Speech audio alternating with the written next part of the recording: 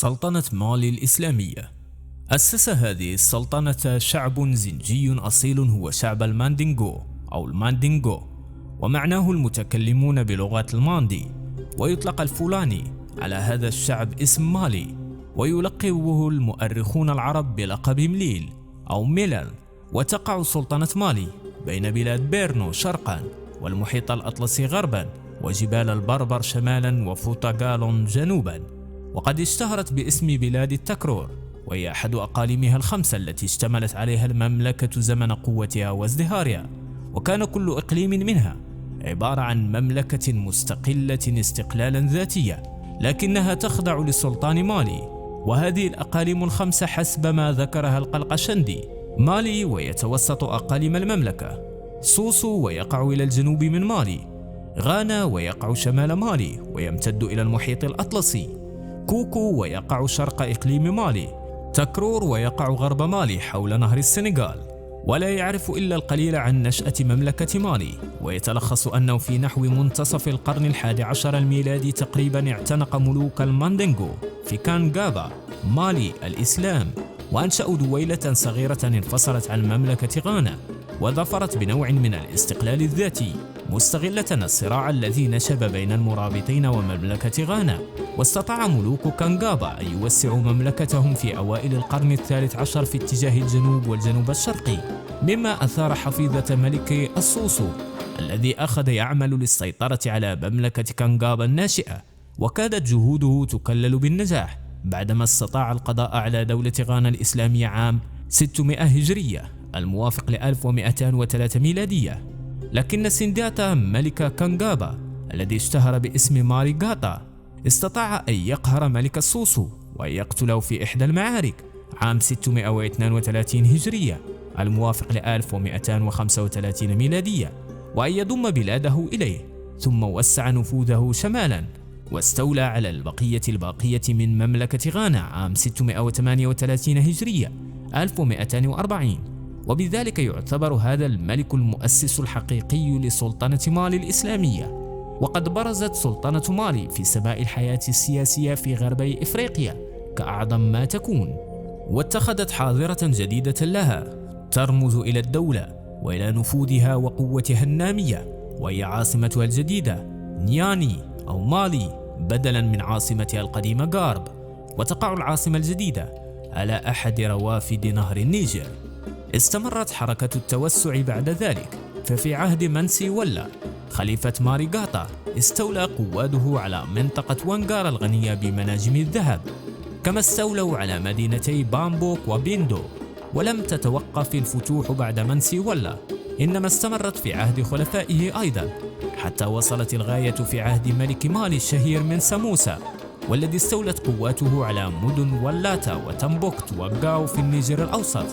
وبلغت دولة مالي الإسلامية في عهده ذروة مجدها وقوتها واتساعها، فقد امتدت من بلاد التكرور غربا عند شاطئ المحيط الأطلسي إلى منطقة دندي ومناجم النحاس في تكدا شرقي النيجر، ومن مناجم الملح في التغازة في الصحراء شمالا إلى فوتاغالون ومناجم الذهب في نقارة جنوبا، كما شملت الحدود الجنوبية منطقة الغابات الاستوائية.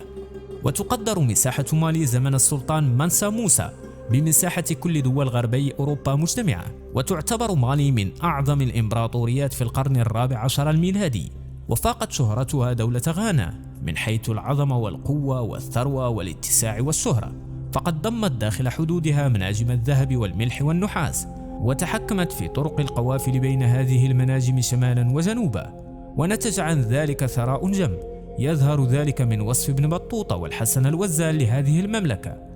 لكن ما كادت الدولة تبلغ الغاية في القوة حتى بدت عليها مظاهر الضعف، فأغرق الملوك في الترف وفقدوا الروح العسكرية، وبدأت أقاليمها تستقل عنها واحدا بعد الآخر. فاستقلت غاو واستولت طوارق على أروان وولاتا وتمبوكت، وبدأت الولوف والتكرور يغيرون عليها من الغرب، ودولة الكان من الشرق. واستقلت إمارة سنغا التي ورثت مملكة مالي وتبوأت مكانتها في غرب القارة فيما بعد. وقد بلغ ضعف مملكة مالي الغاية في القرنين الخامس عشر والسادس عشر الميلاديين، حين استنجدوا في عام 886 هجرية 1481 بالعثمانيين الذين كانوا قد استقروا بالمغرب، ثم بالبرتغاليين الذين كانوا قد أنشأوا لهم مستعمرة على ساحل إفريقيا الغربي، فلم يستجب لهم أحد. وكان سني علي سلطان دولة سنغا الإسلامية والمؤسس الحقيقي لها قد أوغل في سلطنة مالي، فلم يترك بلدا ولا مدينة في النصف الشمالي منها إلا حاربه، بما في ذلك مالي نفسها، واحتل تمبوكت عام 873 هجرية 1469 ميلادية. ونرى عهد قوة إمبراطورية مالي ينتهي في العام الذي سقطت فيه تمبوكت، فقد أخذت الإمبراطورية تفقد أقاليمها واحدا إثر الآخر، حتى أصبحت في منتصف القرن السابع عشر الميلادي مجرد دويلة صغيرة في كانكابا كما كانت من قبل. وظلت هذه الدولة قائمة حتى ابتلعها الفرنسيون في عام 1316 هجرية 1898، بعد أن هزموا آخر زعيم أراد أن يعيد مجد دولة مالي الإسلامية ويوحد شعب الماندينغو وساموري توري. ورغم جهاده المستمر فإن الفرنسيين قضوا عليه في العام نفسه ونفوه إلى غابون، حيث مات هناك في عام 1318 هجرية 1900. وقد استطاعت دولة مالي تحقيق كثير من المظاهر الإسلامية، وأول هذه المظاهر اتصالها بالقوى الإسلامية المختلفة وإظهارها لروح الأخوة الإسلامية. وقد ظهر هذا في سفر سلاطين هذه المملكة إلى مكة لأداء فريضة الحج وزيارة مصر في طريقهم إلى مكة. وقد بدت هذه الظاهرة منذ فجر الدولة، إذ أشار القلقشندي إلى خروج منساولي بن ماري غاتا إلى الحج في عهد السلطان بيبرس. وتطورت الصلات بين مالي ومصر في عهد السلطان منسى موسى، الذي يعد موكبه من أروع مواكب الحج التي وفدت على مصر في القرن الثامن الهجري. وقد قدر بعض المؤرخين عدد من جاء في ذلك الموكب بعدة آلاف، وقالوا إن السلطان حمل 50,000 أوقية من الذهب، وزع أكثرها على الناس في صورة هدايا أو صدقات في مصر والحجاز. وقد بعث إلى الخزانة السلطانية في القاهرة بحمل كبير من الذهب، وقد أكرمه سلطان مصر وبعث إليه بالخلع وزوده بما يحتاج إليه في سفره إلى مكة من الجمال والمتاع والمؤونة. وكان السلطان منسى موسى قد بعث قبل مجيئه إلى مصر كتابا إلى السلطان المملوكي الناصر محمد، خاطبه فيه بما يدل على التقدير والإخاء، وبعث إليه ب5,000 مثقال من الذهب، مما يدل على عمق الصلات الطيبة وروح الأخوة الإسلامية بين القاهرة وغربي إفريقيا، تلك الصلات التي نشأت عنها علاقات ثقافية وتجارية واسعة. وقد انتهز السلطان منسى موسى فرصة وجوده في مصر، فابتاع جملة من الكتب الدينية ليوفر لأهل بلده طرفا من الثقافة الإسلامية المتفوقة في مصر وقتئذ. وتبع ذلك رحيل كثير من علماء مصر إلى مالي، ورحيل علماء مالي إلى مصر، حيث كان لهم رواق في الأزهر يقيمون فيه يسمى رواق التكرور. ولم تقتصر العلاقات على مصر وحدها، بل كان لسلاطين مالي علاقات طيبة أيضا بملوك المغرب، وترجع العلاقات بين الطرفين إلى زمن بعيد. فيذكر ابن عذارى مؤرخ المغرب والأندلس الشهير في كتابه البيان المغرب في أخبار الأندلس والمغرب بعض الهدايا التي كان يرسلها ملوك السودان الغربي في القرنين الرابع والخامس الهجريين إلى ملوك بني زيري في تونس. أما سلطان مملكة مالي منسى موسى فقد أرسل إلى السلطان أبي الحسن الأمريني يهنئه باستيلائه على تلمسان، كما بعث بالسفراء الدائمين إلى مدينة فاس. وكانت العلاقات الثقافية مع المغرب في غاية القوة والازدهار بسبب انتشار مذهب مالك في البلدين. وقد امتدت علاقات مملكة مالي إلى الأندلس، بدليل ما يروى من أن منسى موسى استعان بأحد علمائه وهو أبو إسحاق السهلي من أهل غرناطة في بناء القصور والمساجد، وإليه يرجع الفضل في إدخال فن البناء بالآجر في غربي السودان، وبنى مسجدا عظيما في جاو وآخر في تمبوكت، كما بنى قصر منسى موسى نفسه. وكان أهل مالي يحتفلون بشهر رمضان وبالأعياد الإسلامية احتفالا كبيرا، وكان السلطان يوزع الأموال والذهب على القضاة والخطباء والفقهاء وفقراء الناس. ويصف ابن بطوطة خروج السلطان لصلاة العيد وصفا رائعا لا يقل فخامة وأبهة عن خروج خلفاء بغداد والقاهرة. ويقول إن الأهالي كانوا يواظبون على الصلاة في جماعات، وإنهم كانوا يضربون أولادهم إذا ما قصروا في أدائها، وأنه إذا لم يبكر الإنسان في الذهاب إلى المسجد يوم الجمعة لم يجد مكانا لكثرة الزحام. وبلغ من عمق العقيدة في نفوسهم أنهم كانوا يلزمون أبنائهم بحفظ القرآن الكريم، وكانوا يضعون قيودا من الحديد في أرجلهم إذا ما قصروا في حفظه، ولا تفك عنهم حتى يحفظوه.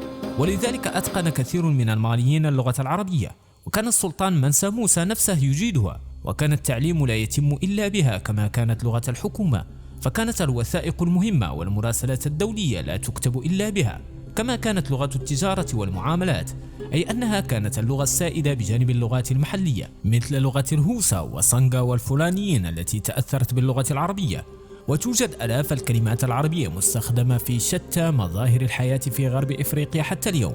وقد زار الرحال الإنجليزي فرانسيس مور مالي عام 1144 هجرية الموافق ل 1731 ميلادية، ووجد معظم أهل غامبيا البريطانية يتكلمون العربية. وقد ساعد على ذلك أن السلاطين مالي كانوا يكثرون من بناء المساجد التي كانت تتخذ بجانب العبادة مكانا للعلم والتدريس. ويذكر أن السلطان منسى موسى كان يقيم مسجدا في كل مكان تدركه فيه صلاة الجمعة إذا كان مسافرا أو خارج عاصمته. ومن أهم هذه المساجد مسجد أو جامع سنكرة الذي أصبح جامعة علمية في مدينة تمبوكت، حيث وفد إليه العلماء وطلاب العلم من داخل مالي وخارجها. وبلغ من أهمية هذه المساجد أنها أصبحت حرما آمنا، فكان السلطان إذا غضب على أحد من الرعية استجار المغضوب عليه بالمسجد، وإن لم يتمكن من ذلك يستجير بدار خطيب المسجد، فلا يجد السلطان سبيلا إلا أن يعفو عنه. وهذا يدل على مدى تقدير سلاطين مالي للأماكن الدينية وللعلماء. وكان مجلس السلاطين لا ينعقد إلا بحضور العلماء، ولا يبت في رأي إلا بعد مشورتهم. فإذا أضفنا إلى ذلك ما قام به سلاطين مالي من جهاد لنشر الإسلام وثقافته بين القبائل الوثنية سواء داخل دولتهم أو خارجها، وما قاموا به من أصول عربية مشرقية لأسرتهم الحاكمة وهي أسرة كيتا، لأدركنا مدى حرص تلك السلطنة وهؤلاء السلاطين على التقاليد الإسلامية ومظاهر الحياة الإسلامية.